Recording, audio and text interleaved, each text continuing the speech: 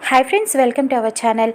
అమర్ ఇంట్లో మిస్సమ్మ పూజకి, వినాయక చవితి పూజకి అన్ని ఏర్పాట్లు చేస్తుంది. ఇల్లంతా డెకరేషన్ చేసి చాలా అందంగా అందరూ రెడీ అవుతారు. పట్టుబట్టలు కట్టుకొని పూజకి అన్నీ సిద్ధమవుతారు.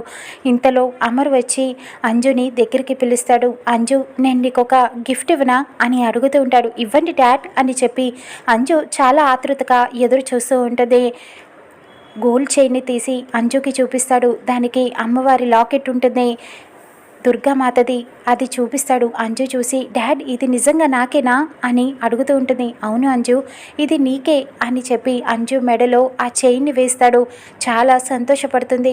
మనోహరి అప్పుడే బయట నుంచి ఇంటికి తిరిగి వస్తుంది. చాలా విసుగ్గా ఉంటుంది. అంజు మనోహరి దగ్గరికి వెళ్ళి, ఆంటీ, మా డాడ్ నాకు ఒక లాకెట్ గిఫ్ట్గా ఇచ్చారు, చూపించనా అని అడుగుతూ ఉంటుంది. ఇక తన మెడలో ఉన్న ఆ దుర్గామాత లాకెట్ని చూపిస్తుంది. మను అది చూసి ఒక్కసారిగా షాక్ అయిపోతుంది. ఒకప్పుడు తన కూతురు దుర్గకి రణవీర్ ఇచ్చిన లాకెట్ అది తన మెడలో వేసినప్పటిది గుర్తుకు వస్తుంది అంటూ, అంజు నా కూతురేనా అని చెప్పి ఆశ్చర్యపోతుంది.